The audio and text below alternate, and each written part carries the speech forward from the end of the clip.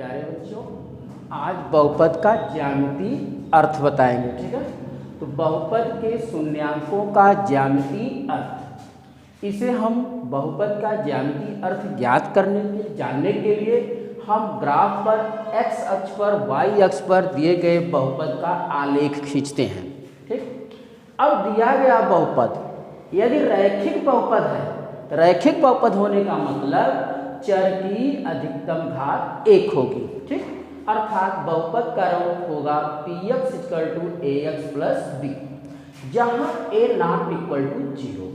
तो इसका जब हम आलेख खींचेंगे x अक्ष और y अक्ष पर, तो आलेख एक सरल रेखा में होगा और बहुपद का एक शून्यक होगा। जरा इसका आलेख देखें।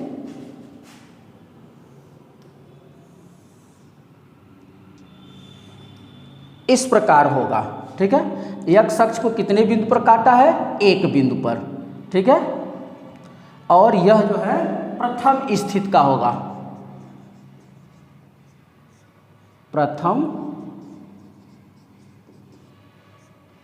प्रथम स्थिति का है यह। ठीक है, मतलब कहने का तात्पर्य है कि रैखिक बहुपद का ग्राफ इस प्रकार मिलेगा और इसके कितने शून्यक होंगे? एक शून्यक। आपको बता दें कि दिए गए बहुपद द्वारा आलेख हम खींचें और दिया गया आलेख x अक्ष को जितने बिंदु पर काटेगा वह उसके क्या बताएगा? शून्य। जैसे देखें, ये ग्राफ खींचा गया है, यह x अक्ष को एक बिंदु पर काटा है, इसलिए इसके कितने शून्यक होंगे? एक। यह ग्राफ देखिए द्वितीय स्थिति, यदि दिया गया बहुपद द्विघात बहुपद है तो आलेख का रूप जो होगा वह परवलय होगा। क्या होगा बेटा? परवलय। याद करिएगा, यदि दिया गया बहुपद द्विघात बहुपद है तो आलेख जो होगा वह परवलय के रूप का होगा। ठीक, जैसे px = ax² + bx + c, जहाँ a ≠ 0। तो दिए गए बहुपद में a को देखिए पहले आप। a जो है दो कंडीशन होगा, यदि यह 0 नहीं है तो क्या हो सकता है भाई? यह या तो 0 से बड़ा होगा या तो 0 से छोटा होगा।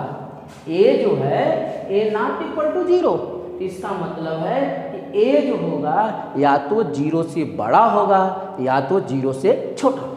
याद करिए मिस्टर, यदि a > 0, यदि a क्या है? 0 से बड़ा है तो आलेख ऊपर की ओर खुले भी रूप में होगा, अर्थात परवलय का रूप जो होगा वह इस प्रकार होगा, इस प्रकार होगा, ऐसे होगा। या लेकिन यदि कह रहा है कि a < 0 तो आलेख नीचे की ओर खुले भी रूप में होगा, अर्थात आकार इस प्रकार होगा। देखें आप, यह भी x अक्ष को 2 बिंदु पर काटा है, यह भी x अक्ष को 2 बिंदु पर काटा है, इसलिए दिए गए बहुपद के शून्यक कितने होंगे? 2। इसमें भी 2 होगा, इसमें भी 2 होगा, इसमें क्या होगा? 1 होगा। ठीक है प्यारे बच्चों, इतना समझ में आया? फिर से देख लीजिए बहुपद के शून्यांक का ज्यामितीय अर्थ। यदि रैखिक बहुपद px ax + b हो, जहाँ a ≠ 0, तो आलेख क्या होगा?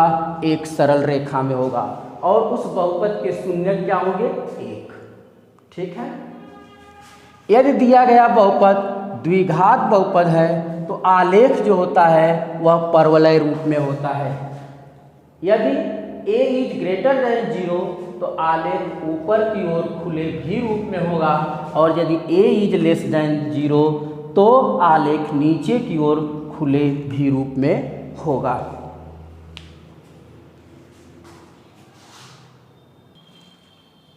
प्यारे बच्चों, तीसरी स्थिति, जब ग्राफ में खींचा गया परवलय x अक्ष को एक बिंदु पर काटता है तो द्विघात बहुपद के एक शून्यक होंगे। ठीक, जैसे मान लीजिए कोई द्विघात बहुपद दिया गया है, उसका हमने ग्राफ खींचा तो परवलय इस प्रकार का है, इस प्रकार का। ये परवलय का ग्राफ तब मिलेगा जब a का मान 0 से छोटा होगा। और ये परवलय का रूप तब मिलेगा जब a का मान 0 से बड़ा। तो दिया गया बहुपद क्या होगा, द्विघात। अब हम ऐसा ग्राफ दे दें और आपसे पूछें कि दिया गया ग्राफ जो है किस प्रकार का बहुपद है, तो आप देख करके परवलय का रूप देख रहे हैं, इसलिए कहेगा द्विघात बहुपद। x अक्ष को एक बिंदु पर काट रहा है, इसलिए शून्यकों की संख्या क्या होगी, 1। जब ग्राफ में परवलय x अक्ष को नहीं काटता है तो इसके शून्यक नहीं होंगे, अर्थात ग्राफ इस प्रकार का होगा। ठीक है, जब ग्राफ आप इस प्रकार का देख रहे हैं तो आप कहिएगा कि यह द्विघात बहुपद है और इसके शून्यक जो है 1 नहीं होंगे। क्यों नहीं होंगे, क्योंकि x अक्ष को नहीं काटता है। शून्यक तभी हम ज्ञात करते हैं जब ग्राफ x अक्ष को काटता है। जितने बिंदु पर काटेगा उतने उसके क्या होंगे, शून्यक होंगे। क्योंकि दिया गया बहुपद द्विघात है, इसलिए मैक्सिमम कितने बिंदु पर काट सकता है, 2 बिंदु पर। ठीक है, न्यूनतम क्या हो सकता है, देख रहे हैं आप लोग, यहाँ 1 बिंदु पर काटा है, यहाँ भी 1 बिंदु पर काटा है, इसमें शून्य मतलब नहीं काटा है। और इसके पहले प्रथम स्थिति में आपने देखा है और सेकेंड स्थिति में कि ग्राफ जो है कितने बिंदु पर काटा है, 2 बिंदुओं पर हम दिखाए हैं। ठीक है, समझ में आया बच्चों। तीसरी स्थिति होगी त्रिघात बहुपद की। प्यारे बच्चों, स्थिति थर्ड होगी त्रिघात बहुपद के शून्यक। ठीक है, त्रिघात बहुपद के शून्यक, यदि त्रिघात बहुपद दिया है ax³ + bx² + cx + d, जहाँ a ≠ 0, तो त्रिघात बहुपद के शून्यकों की संख्या अधिकतम 3 होती है। ठीक है, जो x अक्ष के प्रतिच्छेद बिंदु पर निर्भर करेगा, अर्थात जब हम उसका ग्राफ खींचेंगे वह x अक्ष को 3 बिंदु पर भी काट सकता है, 1 बिंदु पर भी काट सकता है, 2 बिंदु पर भी, वह कंडीशन पर निर्भर करता है। तो शून्यकों की संख्या तो अधिकतम क्या होगी, 3 होगी और x अक्ष के प्रतिच्छेद बिंदु पर निर्भर करता है, यही हम लिखते हैं। अब है एक प्रश्न है, निम्नलिखित में से कौन से आलेख रैखिक बहुपद या द्विघात बहुपद को दर्शाते हैं, प्रत्येक के लिए शून्यकों की संख्या भी बताइए। प्रश्न क्या है, निम्नलिखित में से कौन से आलेख रैखिक बहुपद या द्विघात बहुपद को दर्शाते हैं। ठीक है, तो जरा ध्यान दीजिए, निम्नलिखित में से कौन से आलेख रैखिक बहुपद या द्विघात बहुपद को दर्शाते हैं, प्रत्येक के लिए शून्यकों की संख्या भी बताइए। तो आप देखिए, पहला ग्राफ ये दिया गया है, दूसरा ये दिया गया है, तीसरा ये है, चौथा ये है, पांचवा ये है, छठवां ये है। इस ग्राफ को देखने से आपको मालूम होता है कि दिए गए बहुपद के द्वारा हम ग्राफ खींचे हैं तो एक सरल रेखा मिली है। आपको हम बता चुके हैं स्थिति फर्स्ट में कि जब सरल रेखा प्राप्त होगी तो वह क्या होगा भाई, रैखिक बहुपद। क्या होगा, रैखिक बहुपद। क्या होगा भाई, रैखिक बहुपद। ठीक है, और रैखिक बहुपद चूंकि x अक्ष को 1 बिंदु पर काटा है, इसलिए शून्यकों की संख्या क्या होगी, 1। क्लियर हुआ। ग्राफ नंबर 2 पर चलिए। दिया गया बहुपद, हमको ये बताना है कौन रैखिक है कौन द्विघात बहुपद है। तो आप लिखेंगे दिया गया बहुपद न रैखिक है न द्विघात बहुपद है। ठीक है, दिया गया बहुपद न रैखिक है न द्विघात बहुपद है।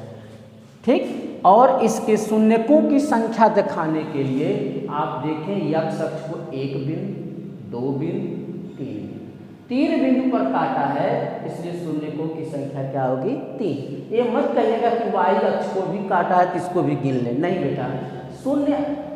शून्यकों की संख्या ज्ञात करने के लिए हम देखते हैं कि ग्राफ का जो प्लाट किए हैं वह यक्स अक्ष को कितने बिंदु पर काटा है। ठीक है, ओके।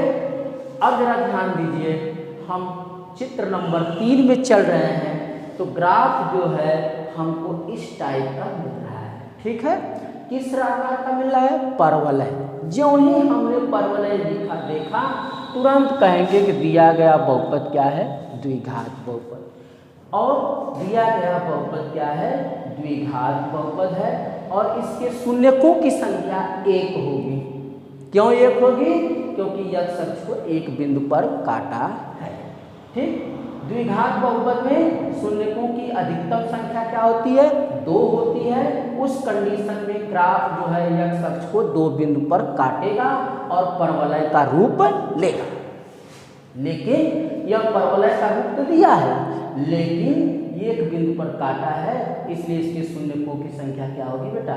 1। जरा ग्राफ नंबर 4 पर आइए। तो आप लोग देख रहे हैं कि यह भी तो परवलय है, परवलय के रूप का है, इसलिए द्विघात बहुपद होगा। और इसके शून्यक जो होंगे 2 होंगे, क्योंकि यक्स अक्ष पर 2 बिंदु पर काटा है, इसलिए इसके पर शून्यकों की संख्या क्या होगी? 2। ये जरा देखिए, ये y अक्ष है, ये यक्स अक्ष है, और यह रेखा यक्स अक्ष के समानांतर खींची गई है। जो y बराबर k हो सकता है, k की वैल्यू कोई कांस्टेंट हो सकती है, जैसे 4, 5, 2/3, 3/7 कुछ भी हो सकता है, कोई इंटीजर हो सकता है। इसलिए हम कहेंगे यह अचर बहुपद है। कौन सा बहुपद है?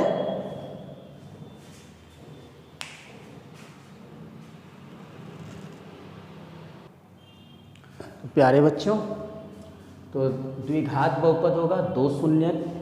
इसमें अचर बहुपद कोई शून्यक नहीं। द्विघात बहुपद शून्यकों की संख्या 0 होगी। ठीक है, यहाँ तक समझ में आ गया है। तो अब इसके आगे देखिए प्यारे बच्चों, 7वीं स्थिति है ग्राफ की। यदि यक्स अक्ष और वाई अक्ष ही बना के केवल छोड़ दे और पूछे कि यह बहुपद किस प्रकार का है, तो आप आंसर लिखेंगे शून्य बहुपद। क्या लिखेंगे? शून्य बहुपद। और इसके शून्यकों की संख्या अपरिभाषित है, अर्थात इसको हम परिभाषित नहीं कर सकते हैं। इसमें हम शून्यकों की संख्या नहीं बता सकते हैं। शून्य बहुपद होगा। ठीक, यह किस प्रकार का बहुपद है? शून्य बहुपद। शून्य बहुपद का आलेख कैसा मिलता है? केवल यक्स अक्ष और वाई अक्ष ही ग्राफ पर प्लाट होता है, शून्यकों की संख्या अपरिभाषित होती है। तो इस तरह से ग्राफ संबंधी, ज्यामिति संबंधी जो क्वेश्चन पूछे जाएंगे वो समाप्त हो गए। अब आप अपना अभ्यास कर डालिए इस पर। अब न्यूमेरिकल 2-3 और करा दे रहे हैं, इसके बाद तो फिर। प्यारे बच्चों, एक प्रश्न है, यदि त्रिघात बहुपद 6x³ धन 3x² ऋण 5x धन 1 के शून्यक अल्फा, बीटा और गामा हो तो alpha inverse plus beta inverse plus gamma inverse का मान ज्ञात कीजिए। प्रश्न क्या कर रहा है? यदि त्रिघात बहुपद 6x³ धन 3x² ऋण 5x धन 1 के शून्यक अल्फा, बीटा और गामा है तो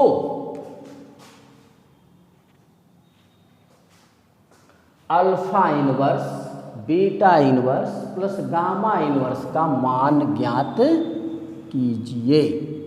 समझ में आया? अब हल हम दे रहे हैं। दिया गया त्रिघात बहुपद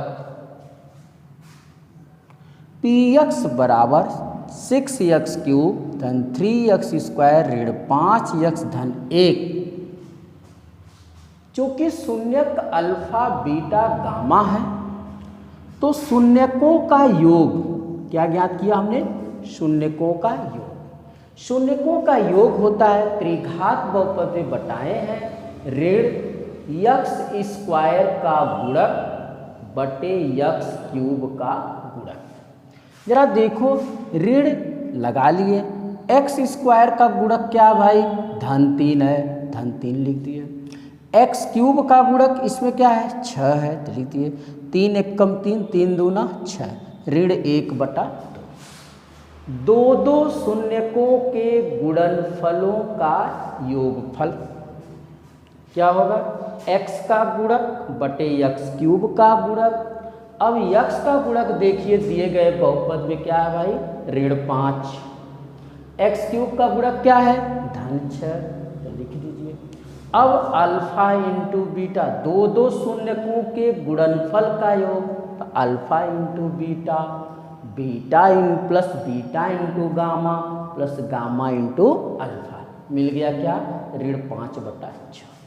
अब शून्यकों का गुणनफल alpha beta gamma is equal to 1/6, क्योंकि माइनस अचर पद बटे यक्स क्यूब का गुणक।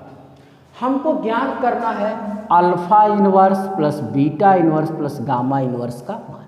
चूँकि हमें पता है कि अल्फा इनवर्स को हम लिख सकते हैं 1/अल्फा, बीटा इनवर्स को लिख सकते हैं 1/बीटा, गामा के पावर ऋण 1 को लिख सकते हैं 1/गामा धनात्मक पावर में। अब यह भिन्न रूप मिल गया बच्चों। भिन्न में हर समान होता है तब हम अंशों को क्या करते हैं, जोड़ते हैं, यही बताया गया आपको लोअर सेक्शन में।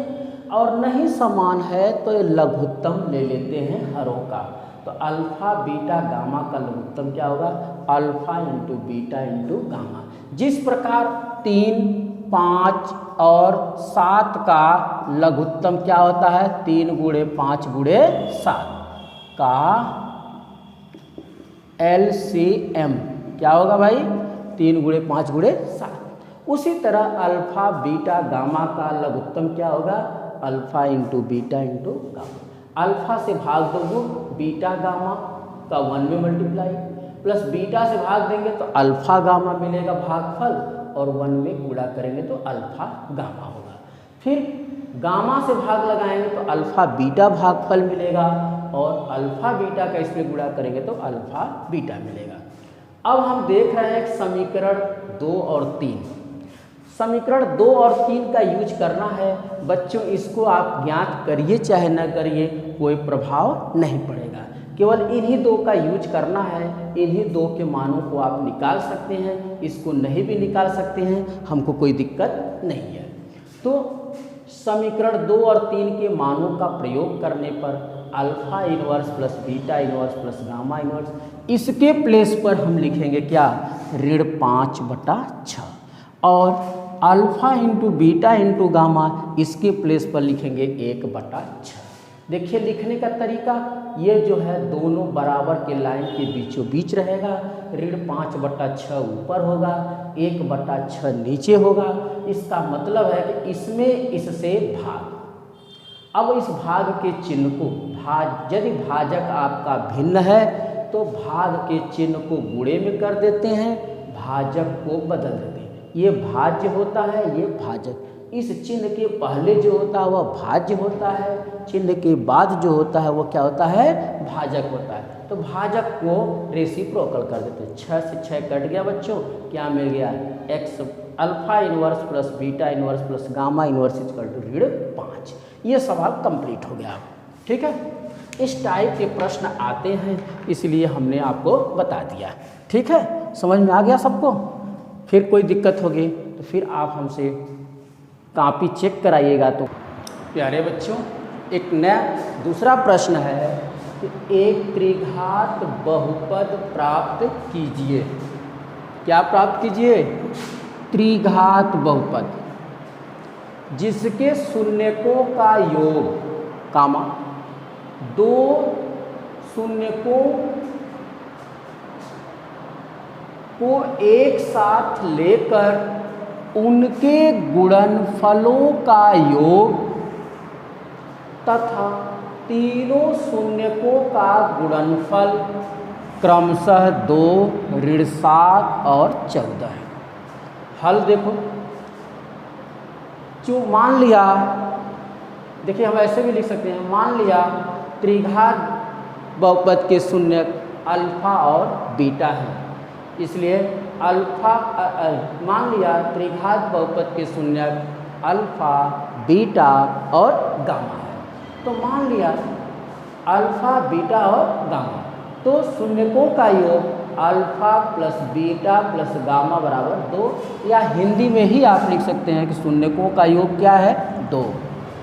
दो शून्यकों के गुणनफलों का योग क्या है ऋण 7। शून्यकों का गुणनफल क्या है 14, मतलब alpha beta plus beta gamma plus gamma alpha बराबर ऋण 7, alpha into beta into gamma बराबर 14। आप जैसे चाहें वैसे लिख सकते हैं। मानक त्रिघात बहुपद रूप क्या है पी एक्स बराबर एक्स क्यूब माइनस शून्यकों का योग मतलब alpha plus beta plus gamma bracket closed X square plus दो शून्यकों के गुणनफल का योग मतलब alpha beta plus beta gamma plus gamma alpha bracket closed into X minus शून्यकों का गुणनफल मतलब alpha into beta into gamma.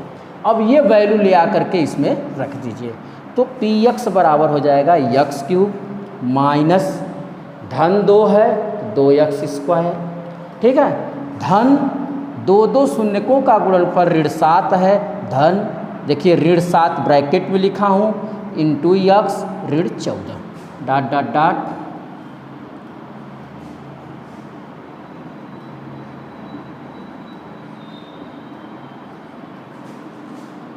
एक, 2 और 3 के मानों का प्रयोग करने पर को रखने पर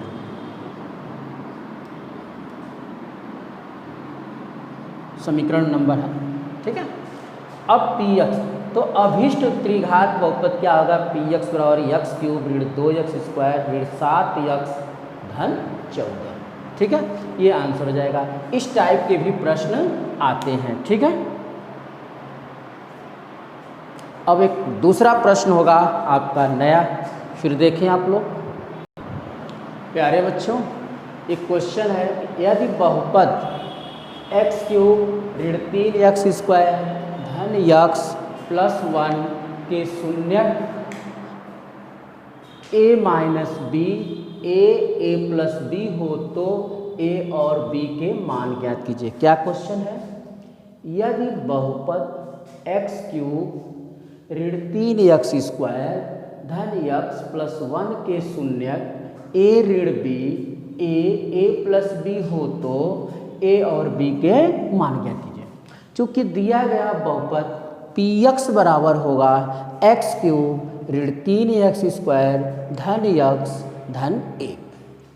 चूँकि दिया गया बहुपद त्रिघात बहुपद है जिसके शून्यक अल्फा बराबर a माइनस बी, बीटा बराबर a, गामा बराबर a प्लस बी, ये दिए गए मान थे, अल्फा बीटा हमने मान लिया। तो शून्यकों का योग माइनस एक्स स्क्वायर का गुणक बटे एक्स क्यूब का गुणक होता है यह सूत्र। तो हम शून्यकों को जोड़ेंगे a minus b plus a plus b, तो क्या हो गया माइनस, तो सूत्र का हो गया एक्स स्क्वायर का गुणक ऋण 3 है, तो देखो ऋण 3 हम कोष्ठक में लिखे हैं अपान एक्स क्यूब का गुणक 1। अब धन b और ऋण b दोनों कट जाएंगे, a धन a 3a बराबर 3 तो a बराबर 1। पहला आंसर आपको मिल गया, a का मान ज्ञात करना था मिस्टर, इसलिए a का मान हमको मिल गया 1। दूसरा मान ज्ञात करने के लिए हमने यूज किया शून्यकों का गुणनफल। शून्यकों का गुणनफल त्रिघात बहुपद में होता है अचर पद माइनस अचर पद बटे एक्स क्यूब का गुणक, ये सूत्र याद होना चाहिए। अब जो है माइनस अचर पद, तो अचर पद क्या है धन 1, तो ऋण 1 हो जाएगा बटे 1। अब अल्फा का मान a minus b into a plus b, देखो बेटा यह a ऋण b a धन b इनका होता है a square minus B square into A उतार लिया इज इक्वल टू -1। अब a का गुणा a स्क्वायर में करेंगे तो a क्यूब, ऋण b स्क्वायर में a का गुणा करेंगे तो a b square is equal to -1। अब a का मान क्या आया है 1, यहाँ रख दीजिए, तो 1 का क्यूब ऋण 1 गुणे बी स्क्वायर हो जाएगा ऋण 1। अब जरा देखिए 1 का क्यूब तो 1 हो गया, ऋण बी स्क्वायर इक्वल टू -1, तो ऋण बी स्क्वायर धन 1 का इधर पक्षांतर करेंगे तो ऋण 1 दोनों सजाते हैं इसलिए मिल जाएंगे, ऋण 2 हो जाएंगे और ऋण बी स्क्वायर बराबर ऋण 2, तो ऋण 1 से गुणा करा दीजिए चाहे ऋण 1 से भाग, तो ये हो जाएगा धन बी स्क्वायर बराबर 2, इसलिए बी बराबर करड़ी में 2, प्लस माइनस यहाँ लगाने की कोई ज़रूरत नहीं है इसलिए b का मान क्या मिला, करड़ी में 2 और a का मान मिल गया 1। ये जो है सवाल कंप्लीट हो गया। एक क्वेश्चन और कराएंगे बच्चों, इसके बाद इस चैप्टर को फिनिश्ड कर देंगे। देखो बच्चों, यदि बहुपद f(x) बराबर 3x स्क्वायर ऋण 4x धन 1, यदि बहुपद f(x) बराबर 3x स्क्वायर ऋण 4x धन 1 के शून्यक अल्फा और बीटा हो तो एक द्विघात बहुपद ज्ञात कीजिए जिसके शून्यक अल्फा स्क्वायर बाई बीटा और बीटा स्क्वायर बाई अल्फा है।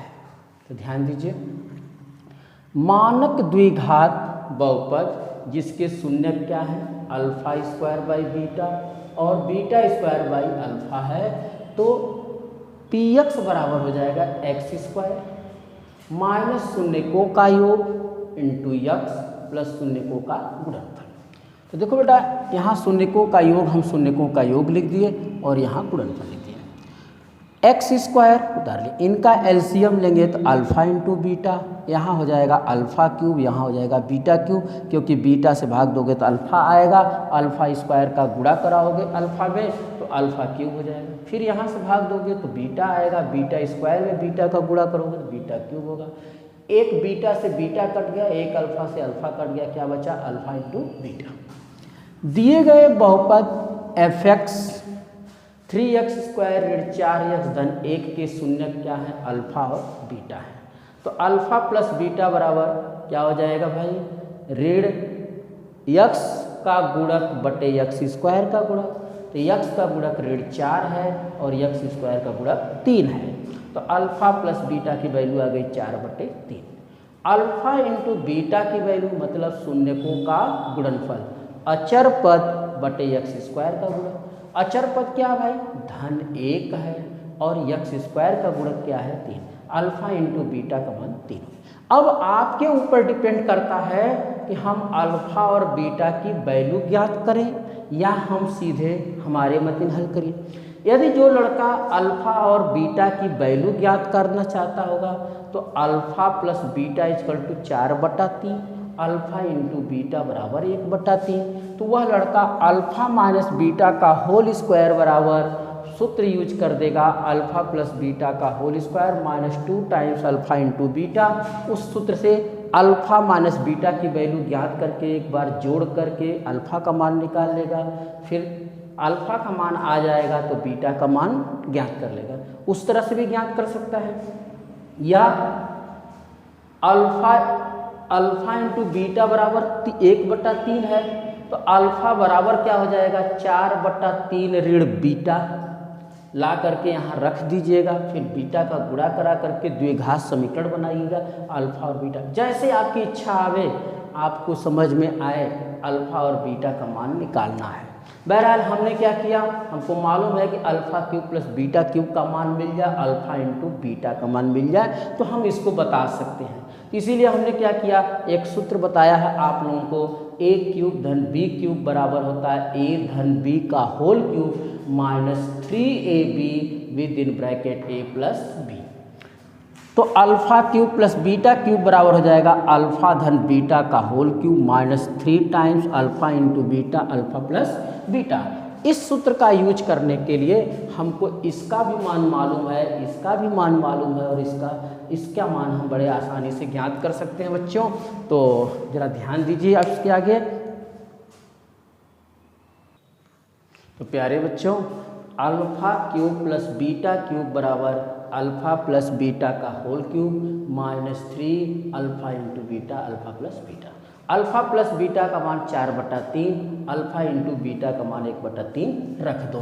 तो alpha cube plus beta cube बराबर 4/3 का whole cube -3 times 1/3 into 4/3 dot dot dot आप लिख सकते हैं अल्फा प्लस बीटा बराबर 4/3 और अल्फा इंटू बीटा बराबर 1/3 रखने पर। अब देखो बाबू 4 का क्यूब 4 गुणे 4 गुणे 4 कितना होगा भाई 64। और 3 का क्यूब कितना होगा 3 3 के 9 3 27 और ये 3 से 3 कट गया 4/3 आ गया। ठीक 4 1 कम 4 3 1 कम 3। अब यह होगा 27 और 3 का लघुत्तम क्या होगा 27। तो यहाँ हो जाएगा 64 और यहाँ 3 9 27 9 का गुणा कराओगे 36 हो जाएगा। 64 से 36 घटाओगे 14 में से 6 जा 8 अब 5 में से 3 जा 2 28/27 किसका मान आ गया भाई alpha cube plus beta cube. अब लिखेंगे देखिए इसका भी मान मालूम है इसका भी और यहाँ हो जाएगा इसलिए अब लिखेगा alpha cube plus beta cube और अल्फा इंटू बीटा का मान समीकरण 1 में क्या करने पर रखने पर। तो रख दो भाई px बराबर मिल जाएगा x² minus alpha cube plus beta cube की वैल्यू है तो यहाँ लिख लो ये लिख दो 28/27 ऐसे लिखो। अल्फा इंटू बीटा की वैल्यू क्या है 1/3 इंटू एक्स आगे प्लस अल्फा इंटू बीटा की वैल्यू क्या है 1/3। अब इसी को हल करना है ठीक है। यहाँ तक तो सबको समझ में आ रहा होगा। इसके बाद देखिए x² ये हो जाएगा 28/27 गुणे 3/1 इंटू यक्स धन 1/3। देखो बेटा इसमें इसकी भाग है तो ये भाजक है ये भाज्य है और ये भाजक है तो भाज्य को तो उतार लेंगे 28/27 भाजक को गुणे बदल देते हैं तो क्या हो गया भाई 3 1 कम 3 3 9 27 तो 9 आ गया। अब ये नहीं कटेगा क्या मिला x² ऋण 28/9 x धन 1/3। देखो भाई 9 एलसीएम ले लो तो क्या हो जाएगा 9x² ऋण 28x धन 3 से भाग लगाओगे 3 बार जाएगा 3 1 कम 3। अब जो है px मिल गया। अब px बराबर क्या हो जाएगा ध्यान से देखिए 1/9 बाहर लिख लेंगे आ जाएगा 9x² ऋण 28x धन 3। आपको बताए हैं कि जब हम लिखते थे तो px का फैक्टर जब लिखते थे तो k लिखते थे और x minus a x minus b करके या x minus alpha x minus beta. तो ये इसी को हटा देंगे तो px बराबर डायरेक्ट आंसर आएगा द्विघात बहुपद का 9x² माइनस 28x प्लस 3। ये आंसर लिख देंगे ठीक है। या कोई लड़का यही छोड़ देगा तब भी वो सही हो जाएगा कोई गलत नहीं होगा ठीक है। थैंक यू बेटा। आज जो है क्लास अब फिनिश्ड हो गया बहुपद का आज। Next day next chapter. Thank you.